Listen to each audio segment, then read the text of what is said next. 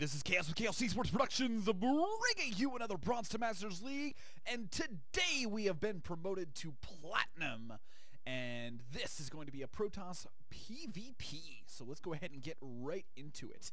So this game was actually kind of an interesting game. I think I gotta say that scouting saved me this game. So let's go ahead and get right into it.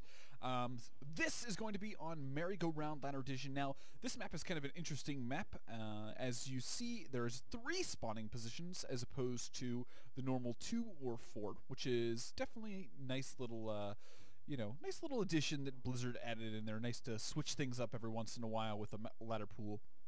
Haven't really had a whole lot of experience on this map, so we're going to just talk a little bit briefly about the map before we get into the build and things that went down. So, obviously, you've got your main base, which has a fair amount of area. Obviously, the back can be very, very treacherous for drops and things like that, and not really a whole lot of surface area for blink and things like that. So definitely not favoring blink at all in this on this map. But you go back, you go down to your natural, and then depending on where your opponent spawns, you kind of have the choice of taking a third base. In this lower left-hand side, like if your opponent were to spawn in the upper right-hand corner, you'd definitely take this space as opposed to this space, which is a little bit more, closer to your opponent, and then vice versa in this case. But depending on the situation and whether or not you get a good enough position in the early game, you might actually be able to go ahead and take the expansion that's closer to your opponent, because that's what I do in this game. It actually works out fairly well because I can just kind of prop up on this nice little platform right outside my opponent's natural, and this is the shortest distance, so his army is gonna walk up through here if he does choose to move out. So, getting back into kind of what's going on. So, PvP, obviously, I tend to go for a more robotics facility-based build as opposed to maybe a Twilight Council on this map, just because, like I said before, not very good for blink. So going to be doing kind of the normal stuff, 9 pylon, 13 gateway, going in scouting, and then getting up a 14 or 15 extractor, yada yada. Kind of the same shindig that we've been seeing throughout. And we'll go ahead and speed it up so we can get into kind of the scouting time frame. Because we actually get in here, we don't really get a whole lot of scout off. The only thing that we really see is that both gases have been taken. So, gonna go ahead and get up into my opponent's base because that's how I like it. Come in here and we're gonna check out both gases, and we see that his cybernetics core actually finishes just a little bit behind ours. As you can see, we've already got warp gate research going. We're about 30 seconds before he's even started his. So we're already, I don't want to say ahead, because I mean, we're pretty even on, actually he's beating the improbes, so pretty dead even. Do actually luck out and actually get to kill this probe, which is very, very nice for me. Minimize the amount of potential for aggression, and also minimize the potential for placing down a proxy pylon, because we don't like them pesky pylons. So gonna be getting out our warp gate research as quickly as possible, because we're not quite sure what our opponent's doing. Meanwhile, our Mr. Scouting Pro is going to be headed down. Ooh, let's see. Where? Oh, there we go. Scouting Pro's going to go down over here. I like planting some pylons just outside the third, just to give some perspective on, give me an easy access pylon that if I need to warp in stuff, it's there. Don't have to worry about it. He actually does a nice little scout trying to scout for those proxy pylons. Barely doesn't see me. So we're going to be planning that down here very shortly and get our robotics facility up after our 2 gate, and then we're going to happily go ahead and expand behind this. Now, one thing I didn't notice him moving out like this before. So Probe's going to come in here and get a scout off whether or not he's going to go ahead and expand, because that expansion timing is kind of crucial. We need to have an idea of when that's going to go down and whether or not we need to start to maybe be a little bit aggressive, or just sit back at home and kind of play the passive game. So, gonna be getting out our first observer, and actually my probe gets in here, which is actually a nice little victory for me, because I get in and I scout that he's getting a really, really early forge. So I'm like, okay, he's getting an early forge. Let's go ahead and get a couple early forges, get our 2 forges down, because obviously we don't want to be too terribly far behind in upgrades as we get kind of into the mid game. So expansion's already down, feeling pretty good about things. And one thing that we didn't notice up front is we didn't notice that he had whether or not he had expansion. Like, we saw no expansion, so we're like, okay, he's probably going to be planning down his expansion relatively soon. Let's go ahead and push out and see if we can apply a little bit of pressure. So actually, I didn't even notice that he scouted me. He's like, stalkers and stuff moving across the field. better be prepared. So we actually get in here and get a little bit of damage done. So the stalkers are going to start poking at the Nexus, and then once the sentry comes along, we're going to actually send the sentry to do a little bit of force fielding. I actually barely get the force field off to minimize the amount of damage that Immortal can do.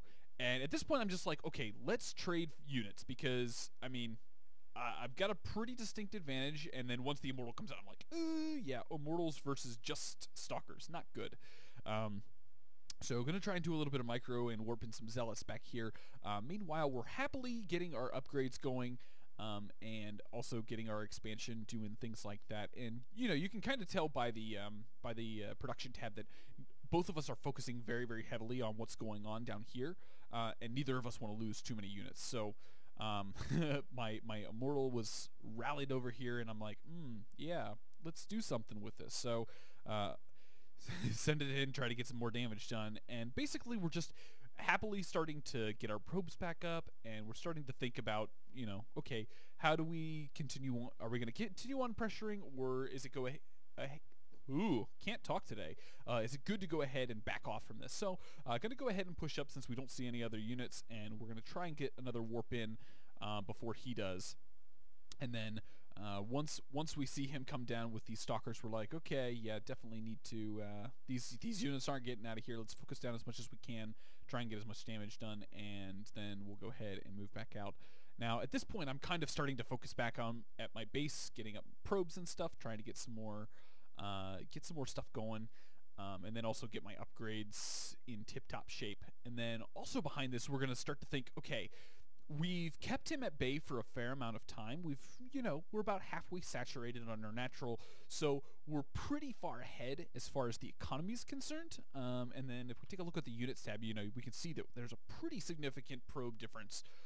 So we're actually pretty comfortable at this point to go ahead and just back off and focus on continuing on getting upgrades and starting to put down some production, because production at this point is everything. We don't want to lose to a counterattack, and we want to make sure that we are able to continue to apply pressure when we feel we've gotten up enough units to push out. So happily going to go ahead and continue on getting my expansion up. Going to be focusing on getting those gases here shortly, but I do go ahead and keep on the pressure just because I do see this proxy pylon for my opponent. Don't want to let him warp in extra units. Actually, I gotta give my opponent a lot of credit, because he did a really good job of keeping pylons out on the field that I wasn't aware of. So kudos to him.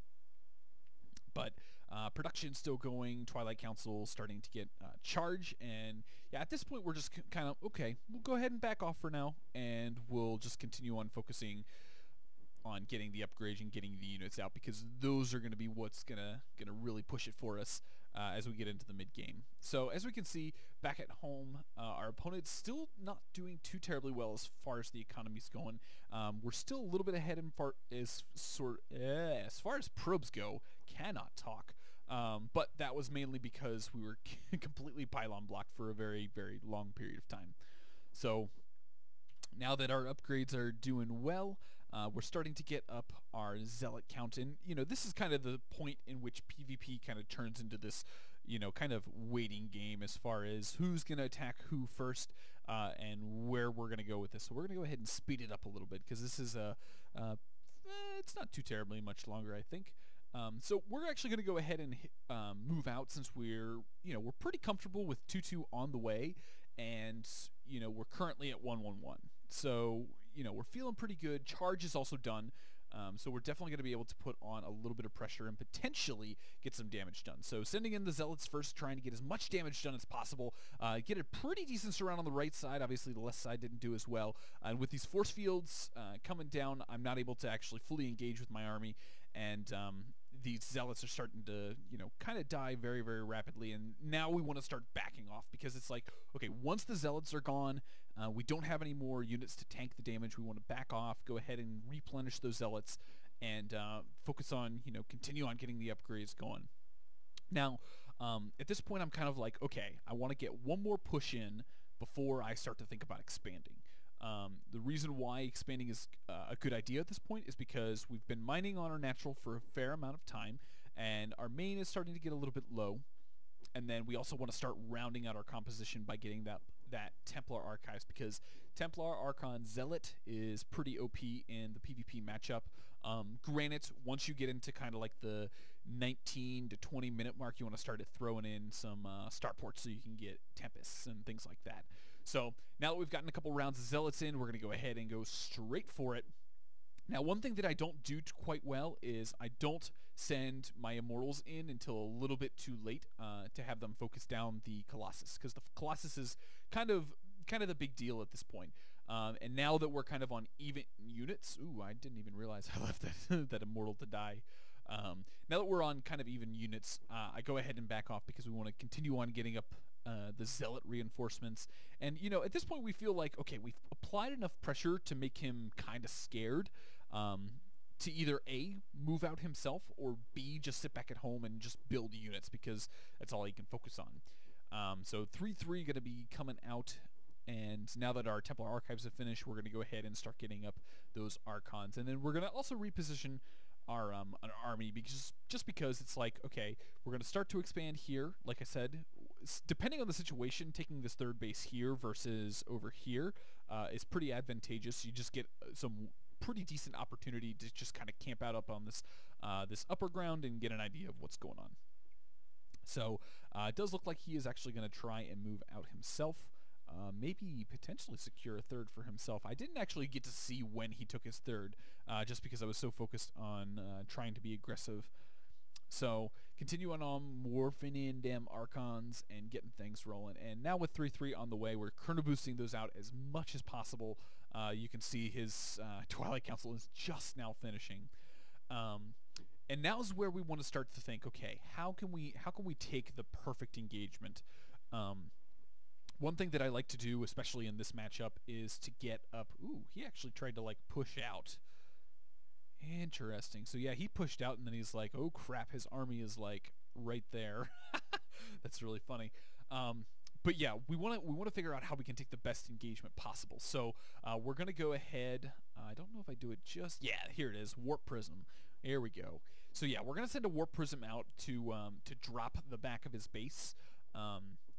This gives us an opportunity to basically warp in a whole bunch of Zealots, get him in here, get the damage done, and then he has to make the call on how many units he's going to send up there to actually deal with it. If he chooses wrong and sends too many units, we can pretty much push in here, take out his natural, and then back out. Because, once you've kind of conquered an objective, he's gotta then make the next move, because if he doesn't, he just immediately loses. So, Warp Prism is going to be heading out there. Now, I did build my Robo Bay. I didn't get enough time to get the upgrade for the extra speed, but anyways, Warp Prism pretty fast anyways. So, now that we're kind of starting to get the composition we want, honestly, I think 2 or 3 more Immortals in this composition would definitely make it a lot better than it currently is. So, we're going to get our Warp Prism in here. We're starting to think of getting into the posture. We're getting our units all separated and whatnot, warping in the units. And basically what we're going to do is we're going to send them to attack. We're going to give them a couple seconds to, kind of reposition and then go straight in. So now that we're kind of up on the ramp of the natural, we're able to get in here and get a fair amount of damage. Photon Overcharge will go down, and we actually get some really, really good surface area. Now, he is starting to send some of his units back, so we do have to be cautious of that, but we can still warp in the back of his base. So we're going to try and focus down the natural, and then we're going to immediately start to think about backing off, because yeah, backing off at this point is a good idea. So Zealots are going to still go to town, and actually this is about the time where I'm like, ooh, gotta focus those upgrades very, very shortly. Or maybe I'm just sitting here trying to make sure that I don't die. But yeah, focus down the upgrades because we don't want him getting any more upgrades, because we've already got a fair advantage. We're at 313. He's only at 1-1. So yeah, we're feeling pretty good about this. We're going to try and move in, focus down the Colossus, because the Colossus are getting a lot of damage done. And basically with this type of composition, that's all you really need to do. Focus down the Colossus so he doesn't have the splash damage, and then let the Zealots just clean up. And at this point, he's going to go ahead and call GG. We have a fun little conversation about how long I was on my third base, which probably was about 5 or 6 minutes, or maybe even longer than that, but definitely helps getting that third up relatively quick. And yeah, it just was an overall a very, very well executed game. A lot of scouting, a lot of really good interpretation of, okay, here's what my opponent's doing. How do we want to react? How do we want to, you know, get in there and get things going? So yeah, I hope you guys enjoyed the cast. If you've got any questions about like how I played, or specifically my thought process throughout the game, feel free to leave any of those type of questions down in the comment section below. Be more than happy to answer those. Also, if you're new to the channel, welcome. I hope you enjoyed the video. Feel free, if you would like me to take a look at one of your replays and give you a little bit of analysis on that, there's an email address in the description. Feel free to check that out. You know, I'll be more than happy to take a look at that. So I think that's all I have. So I hope you guys enjoyed. Feel free, if you haven't already, hit that like button and share with your friends on Facebook and Twitter who are trying to learn Protoss. And that is it. So I hope you guys enjoyed, and I will see you guys in the next game.